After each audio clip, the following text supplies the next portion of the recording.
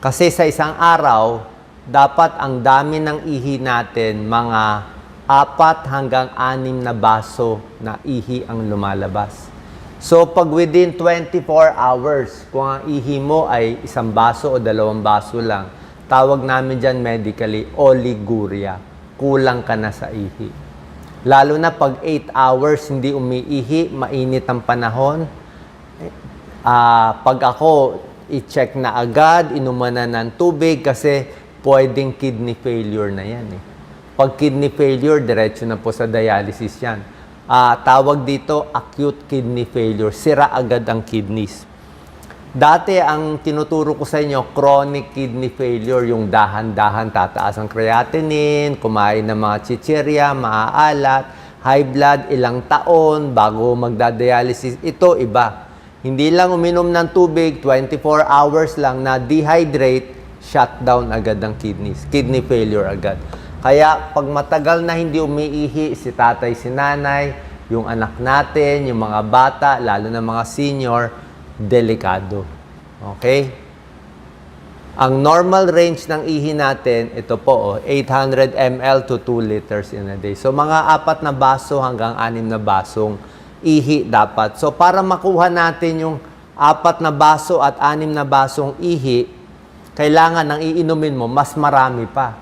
Kung gusto mo 6 glasses ng ihi, ang inom mo minimum 8 glasses o 10 glasses of water. Kasi nga, hindi naman lahat ng iniinom mo lalabas sa ihi.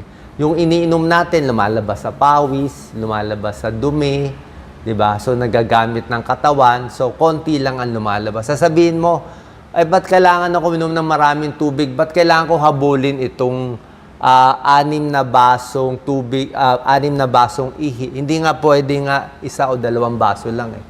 Masisira po kidneys. Ba't kailangan maraming ihi? 6 na baso? Unang-una, para hindi ka mag-kidney failure. Para hindi tumaas yung creatinine natin, kailangan lumalabas yung dumi sa katawan. Parang kubeta, kailangan nagpa-flush yun. Ba't kailangan 6 na baso? Para hindi magbubuo ang kidney stone. Yung mga kinain mong asin, patis, toyo, di ba? Kundi, puro ka na kidney stone. Bakit kailangan 6 na baso lumalabas na ihi? Para hindi ka magka-UTI. Kundi, mag-iipon ng bato, mag-iipon ng bakterya. Yun nga pang flush Ang trabaho ng kidneys lang, gumawa ng ihi. Kaya trabaho natin, uminom ng maraming tubig. Yun lang po ang kailangan. Lalo na pag mainit ang panahon. Kaya nga, recommended 8 to 10 glasses pag hindi mainit. Pero ngayon, kung mainit, mas marami pa ang kailangan. Oliguria yung kulang sa ihi. Anuria, hindi na umiihi. Anuria, 50 ml na lang ang ihi in 24 hours. Ito po, kidney failure na to. Maraming cause bakit hindi na umiihi. Isang cause dito, isa lang dito yung dehydration, kulang sa pag-inom ng tubig. Pero meron pang ibang dahilan. Pwedeng may pagdurugo, okay, pero obvious naman dapat kung may bleeding ka. Pwedeng may heart failure, humina ang puso, na heart attack. Pwedeng may sira sa kidneys mismo. May sira yung kidneys na kidney failure, baka nasobrahan ka ng mga pain relievers. Pwedeng may diabetes, may high blood na sira, pero matagal pa dapat to Pwedeng may fever, may lagnat, na dehydrate, or pwede rin naman di umiihi, barado. Baka may kidney stones, baka malaki yung prostate, barado, baka may bukol, nakabara, o baka may infection, possible din yon. Pero kung ano man ang cause dito, usually, pag hindi umiihi na matagal, pupunta kayo sa emergency room. Walang choice 8 hours, 12 hours, punta agad sa emergency room. So, pagpunta sa emergency room, ano gagawin ng doktor? Usually, bibigyan kayo ng swero. Lalagyan kayo siguro ng 3 baso o 4, almost 1 liter, 4 na basong tubig, ilo-load ka, baka ganun karami. So, tubig din bibigay sa'yo. Titingnan kung iihi ka. Kasi pag umihi ka, baka dehydrated lang. Okay? Pag hindi umihi, iisip tayo na ibang cause. Or pag hindi umihi, dehydrated ka, nasira na yung kidneys.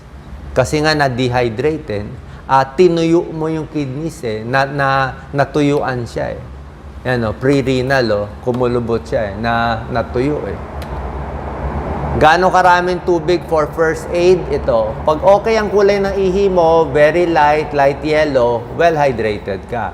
Pag medyo yellow na, o medyo a little dark yellow na, drink 1 glass of water agad. Agad-agad sa basong tubig. Pag kulay orange na, parang amber, orange na matingkad, 2 baso agad iinumin mo. Ayan o, 2 glasses, asap. Pag kulay brown na yung ihi mo, o 8 hours, 12 hours, ito nga, 3 baso na agad eh. Okay? So, pero ito, pinakamaganda pa check pa rin syempre sa doktor. Pero ang point is, hinahabol natin, lalo na kung construction worker, exposed ka sa init. Iba na kasi yung water requirement pag mainit ang panahon. Marami na namamatay sa heat stroke. Hindi lang nababalita, nung isang araw may 6 daw. Pero sa compute ko dati, sa nakikita ko, aabot ng hundreds daan-daan ang namamatay na kababayan natin sa init, sa dehydration, lalo na mga senior, pag mainit ang panahon. Hindi lang nababalita yon. Kasi sa init, lalabas na yung mga sakit. Ano signs na dehydrated na kayo? Ayan, tuyong-tuyo na siya, tuyo na ang labi, tuyo na masakit ang ulo, headache, usually dehydration din yan, fatigue, pagod, dry skin, ayan, dry yung dila. Tapos yung ihi, very dark colored. Ayan, mabilis. Pag sa mga sanggol, sa mga bata, yung diaper hindi na nababasa. Okay? Tapos pag umiiyak yung bata, wala nang luha, dehydrated. Dila ng bata, tuyong-tuyo. Tapos yung bunbunan, nakalubog, dehydrated siya. Pwede ring ma-dehydrate ang bata. Ayan, dehydration. Sa init. Maraming cause. Pero ito yung common. Lalo na kung dati nang may sira ang kidneys mo. Kung dati na may sira, may high blood, may diabetes ka, hindi mo nakokontrol, tapos na-dehydrate pa, mapupush ka sa kidney failure. So maraming cause. Ayan, kaya nga nagkakabato. Kaya, dahil kulang sa tubig. Pag maraming tubig, hindi naman magpo-form tong bato Kung minom ka ng 10, 12 glasses of water, hindi ka makikidney stone. Yung mga may kidney stone nga, ang requirement, marami. Mga 3 litro siguro or more. Ganong karami. Yung medyo mataas ang creatinine, mga 3 litro ang pinapainom, mga 12 glasses. Ganong karaming tubig ang sobra, di ba? I'm sure may iba gumagawa ng video, bawal ang sobra. Oo, bawal ang sobra. Ang sobra siguro is pwede natin sabihin on the average, 4 na litro. 16 glasses, lampas doon, pwede mo tawaging sobra yon. Pero depende pa rin Kung malaking tao, exposed sa araw, okay lang sa kanya. Pero yung payat lang, lampas 16 glasses, 4 na litro, yun ang possible na sobra. Pero bihirang-bihira lang yung sosobra sa... Normally, yung sumosobra sa 4 na litro, usually may mental problem May mental problem, para may sakit sila na inom lang sila na inom. Parang yun na naging problem nila. Pero sa normal na tao, pag uminom ka, iihi mo naman, wala namang kaso dapat. Tsaka mahal lang purified water Hindi mo, mahal din ang bottled water, hindi ka rin makainom marami, di ba? So parang malabo yung sosobra. Mas marami ang problema, kulang. Lalo na matatanda kasi hindi na nakakaramdam ng uhaw. Kaya nga, pag biglang nagkulang sa tubig, pre-renal, kidney failure, dialysis ang punta doon. Kaya ito po yung biglaang masisira ang kidneys. Kaya ayaw natin. Pag sinabing chronic kidney failure, ito yung tinuturo ko dati. Yung chronic, matagal pa yan. Stage 1, stage 2, stage 3, stage 4. Nagkaka-high blood, diabetes, several years, 5 years, 10 years, 20 years bago aabot dito. Pero yung tinuturo kong hindi umihi, biglaan, nainitan, na-dehydrate, mabilis po yun. 1 day, 2 days lang yun. Yun ang iniingatan natin. General rule, ayan 8 to 12 glasses. Ayan. Gaano karami inumin pag summer? Dati nga, 7 to 8 to. Ayan pag pinapawisan, 10 glasses. Tubig. Pwedeng tubig, pero pag mainit kasi pinapawisan, pwede mo lagyan ng, kung nagtitipid tayo, tubig, tsaka saging para may electrolytes, may potassium. Kung may buko, pwede ang buko. Pero hindi 10 basong buko. Siguro, baka 7 baso ito, 3 baso yung buko, para meron ka lang konting electrolytes. Or yung may pera, pwede sports drink, parang mga Gatorade, yung mga sports drink. Pwede rin, siguro, baka 2 sports drink, iba puro tubig na lahat, pwede rin. O meron din yung iba, Pocari. Pocari kasi gusto ng mga nephrologists, maganda daw. Hindi po natin na-advertise, mga mahal ito Kaya sabi ko pa, nagtitipid, buko na lang, okay din. Pero yung may pera, usually yun ang mga marami pang electrolytes na pang exercise talaga yon. Okay? Tayo, tubig, saging, pwede na sa atin. Maraming benefits ang tubig. Maganda sa kidneys, para hindi masira kidneys, magkakaroon ng energy, hindi sasakit ang ulo, for headache, para hindi ka rin ma-constipate, kailangan mo rin yung tubig, marami, para may problema sa tiyan, tulad ko, heartburn, hyperacidity, ulcer, gastritis, tubig pa rin yan. Para mahugasan yung acid, para hindi masira yung boses natin pag umakyat yung acid, di ba? Pag ako kasi may GERD ako, may acid, tubig ako ng tubig. Kahit madaling araw, inom rin ako ng tubig. Sa mga 12 glasses ako ngayon. Ayan tignan nyo. Pag mainit ang panahon, tingnan mo requirement niya. Every 20 minutes, 1 glass of water. Working out in the heat mga construction worker gano'n. Sa isang oras sa init, nag-jogging ka sa init, 3 baso nga ang requirement 2-3 baso, ganun karami.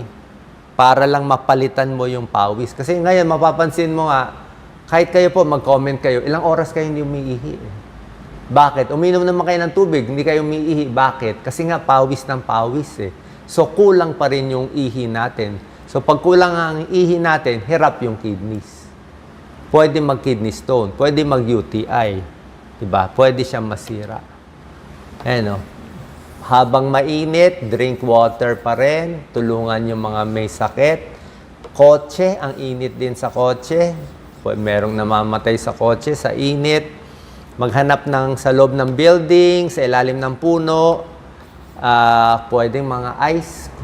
Kung anong ice ang pwede nyo kainin, pwede na malamig ngayon, di ba? Kailangan malamig na tubig. Electric fan, pwede rin, ingat lang sa sunog. Iwas na muna sa exercise. Actually, usually, pag dehydrated ka na, wag na masyado mag-exercise. Lalo ka lang iinit Lalo madi-dehydrate So, kung kailan lang malakas yung katawan, konting lakad-lakad lang, hinay-hinay. Kasi nakakapagod yung init. Okay? Balik na lang ulit kung malamig yung panahon. Konting lakad-lakad lang, pwede na. Tulog, sapat, para okay ang katawan natin, pati kidneys. Tulad na sinabi ko, ayaw natin may any dagdag damage sa kidneys. Okay? Pain reliever, lagi ko sinasabi sa inyo, di ba? Huwag masyado sa pain reliever. Pag hindi naman talaga kailangan, hindi nireseta ng doktor, huwag na lang iinom. Baka masira ang kidneys. Kahit over-the-counter pa siya. Kaya nga pinapaalam ko sa inyo Huwag din sobra daming protina, sobra daming karne, hirap din yung kidneys. Okay, high protein, ingat din. Mga protein supplements, yung mga bodybuilder, konting ingat, lalo na kung dehydrated kayo, delikado din. Okay? Depende naman sa mga bodybuilder na sa inyo. Iba naman kaya, pero yung kidneys nga ayaw niya masyadong maraming protina. Low sodium. Sa inumin, tsaa, pwede kape. Nakaka-dehydrate din yung kape. Konting bawas sa kape. Alak, iwas tayo sa alak. Nakaka-dehydrate ang alak. Tapos, syempre, dapat controlled ang blood sugar natin. At controlled ang high blood natin. Minsan, controlled ang high blood, controlled ang blood sugar. Pero pag nagkakaedad kasi, nasisira din yung kidneys. Pag tumatanda, humihina ang kidneys So, konting injury, konting, minsan may mga MRI, may mga scan, may mga contrast na nilalagay. Pag nasira agad yung kidneys, yun din, di rin iihi. Mas maingat tayo dapat. Kung may problema sa pag-ihi, punta tayo sa nephrologist, kidney specialist, siya ang tumitingin sa inyo. Final tips para alagaan ng kidneys, avoid alcohol, avoid smoking, gamutin ng high blood diabetes. Ito, uminom ng maraming tubig. Tulad ng sinabi ko, tubig, pwedeng sabaw, pwedeng pakwan, pwedeng melon, pwedeng buko. So, merong konti rin. Merong konting mga electrolytes, meron din konting water para makaihi tayo at least 4 na baso hanggang 6 na basong ihi dapat lumalabas everyday para maganda yung kondisyon ng ating kidneys. Okay? Ang daming may kidney failure sa Pilipinas. Kahit saan kayo tumingin, ang daming dialysis center. Bakit?